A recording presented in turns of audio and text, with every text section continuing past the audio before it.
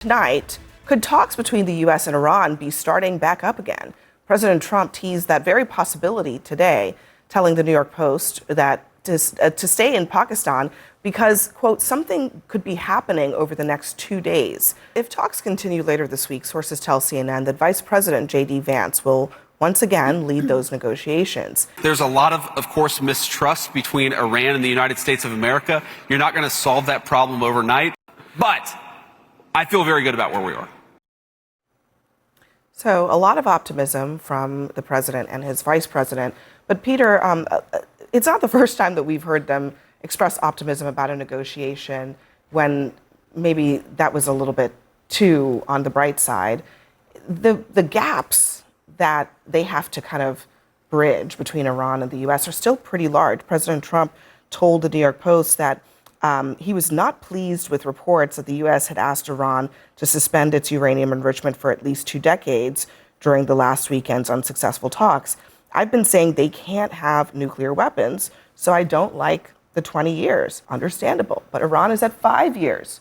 So even getting to 20 years seems hard to do. Getting to never, ever, ever seems even harder. And that's something that Donald Trump throughout negotiations has been very good at, is throwing something on the table and then removing it.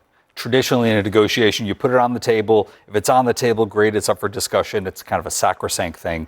That is not his approach. Where we are right now, and I think this is where you see the naval blockade that the U.S. has started to enforce against Iranian ships that have left port in Iran or that are going to ports in Iran, forcing them to turn back, forcing them to not continue on their journey, denying the Iranians that oil revenue, that is ratcheting up the pressure against the regime to an inordinate amount. And where we are right now, frankly, I feel good about. Do you have any reason to feel good about it? Meaning, like, any indications that we're actually close to a deal other than the president saying 2 days? We don't know, except for like minor leaks, what has come out of the Islamabad talks and what the consequences have been when the Iranian delegation returned to Tehran and their conversations, right? We're relying on leaks there. But the reality is that the screws are being tightened to an inordinate degree against that regime at the moment. If I were in their shoes and looking around at all my options, you don't have any. So the question between 5 years and 20 years and never years, going between all of that, that is where ultimately at the end of the day, they need to figure out what is in their best interest. I thought that regime was deposed, for one. And two, I think the Ayatollah Khamenei's dead. Most of the Iranian Revolutionary Guard leadership are dead. The fact is that we're still arguing for the same things that the JCPOA did. No. I mean, and ballistic missiles and proxies. Actually, if you want to go back to it, we actually had a deal in place where there was no nuclear enrichment within 20 years. We had this conversation last night, and correct, exactly, which we don't have right now. And then we also had inspectors going in, being able to check, trust, and verify what they were doing. We don't have that right now. Which also would have ended a year and a half ago. We also have something that most people don't want, which is that in order to get to where you're talking about, which is actually destroying their entire nuclear program, we have to put boots on the ground. And nobody wants to say, I don't think that's true. No, first of all, let's not lie to the American people. We actually know that their nuclear enrichment program is actually deep. You cannot.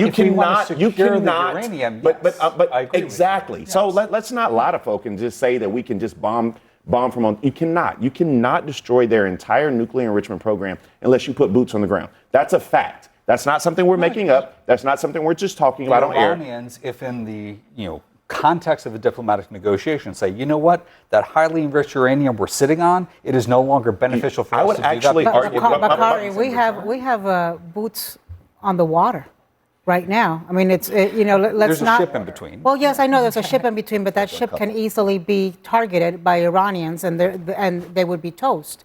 So we have American lives.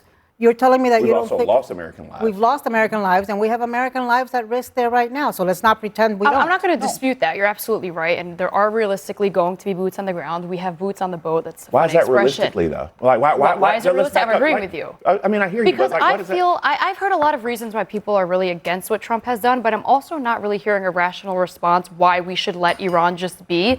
to pretend that this war was completely unnecessary and pretending that Iran is not a threat and pretending it's normal that they swear in their president and Ayatollah screaming death to America and pretending that enrichment is not a problem, whether it's short term or long term, when a regime literally hates Western values, when a regime attacks our allies, I also think it's being ignorant.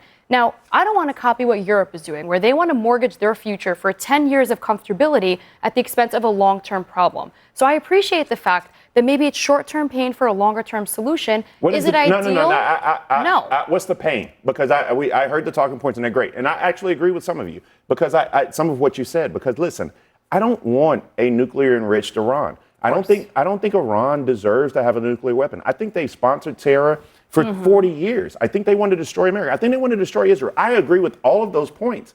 But I'm not the short-term pain thing. You just can't leap over that. So define that for me as we go forward, because short-term pain, we're paying more for everything. I'm not going to sit here and deny that gas is not going to go up and groceries are unaffordable. I'm not going to be ignorant. But I also feel like if we don't do it now, I'm 24. It's going to bite me in the ass down the road at some point. I don't trust in Iran. I don't like that they're sponsoring terrorism. It's death to Israel, but it's death to America after that. But respectfully, when you were 16, we had a deal in place. But do you think it was when not you were like I hear you're 24 now, when you were 16, we had a deal in place, and that deal is something that actually prevented them more so then from having a nuclear weapon than where we are today. And what I will add to is let Sarah have a word. I will add that it took 20 months to negotiate the JCPOA, That's a fact. and then we also look at the Iraq-Iran war that lasted 8 years. I think the Iranian regime feels like they actually have the upper hand because it's in Trump's best interest to wrap this up, because he knows that the American people are not on board with this war. They're not on board with the short-term pain, if that's what you're saying, because I feel like there is no end in sight right now. It's wishful thinking for him to think that he's going to be able to wrap this up, and that's on his timeline. But for the Iranians, I think that they actually know that they have Trump backed into a corner right now because I totally disagree. Well, I think they have one part. I also think it's wishful thinking to think that there's not going to be a regime there that is going to be anti-Western and be screaming death to America. But at least have them be afraid of America. They're not afraid. I promise they are fundamentalists. They don't like where they are right now.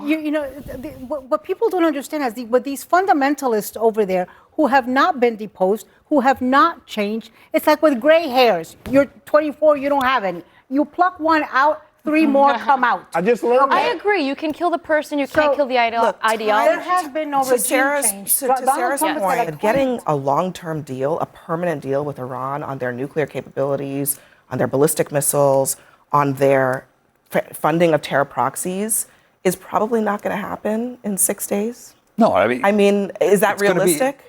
I think it's going to be, initially, there can be signals of what is on the table and what remains to be negotiated. And on the Iranian side of the house, committing to having free and open trade through the Strait of Hormuz. Now, on the U.S. side of the house, we still have sanctions that we're enforcing against the Iranians. So that's a point of contention. So in other words, not a grand bargain, not the deal. You're not going to get a grand bargain in a week. Well, I mean, I'm telling you, this is what J.D. Vance says that Trump wants a grand bargain.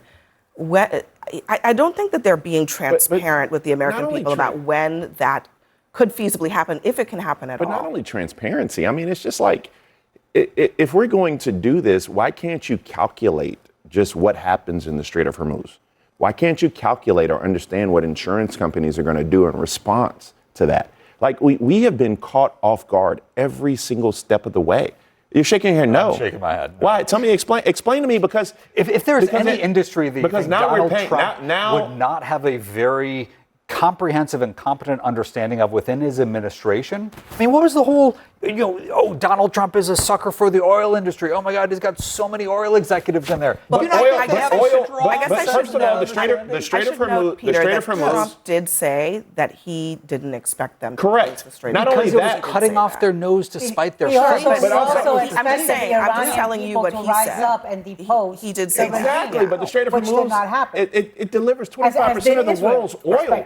And right now, oil prices in the United States of America are up 50%. Like, we're not actually out here saying that Donald Trump is some magical genius. What we're saying is that he failed. Like they failed. I want to go back to what we were speaking about earlier because I wanted to ask you, well, what's your alternative? And both of you seem that a deal is tangible. And I really want to ask you, I got my do alternative. you think there's good faith negotiations with the Islamic Republic of Iran? Absolutely not. I have a deal. I know what we're going to do. Let's hear it. The Foreign JCPOA. policy. We did it already. Can we go to commercial? Like there's no like they were further away. Killing our American soldiers throughout the region. Didn't stop them from building ballistic missiles. First of all, Yeah, I feel like that's a symptom Our of the bigger European problem. NATO ally. We have more problems. we have no allies left. Did you see the Italian prime minister today? We have NATO treaty allies. Did you see the Italian prime minister basically tell you that you're full I of would love to BS? talk about NATO. Prime Minister Meloni. One second. And not only that, but you actually asked our allies to help you in the Strait of Hormuz, and you know what they told you? Ask Go fly them- a kite. ask them to Exactly, look out because for their they would own rather be comfortable self-interest. for 10 more years than Nobody actually wants bet to on be their comfortable future. with Iran. What people want is competency and They have consistency. suicidal empathy. I will seeing add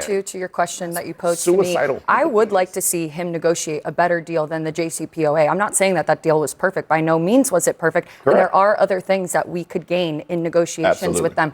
I just worry about his ability to negotiate and get a better deal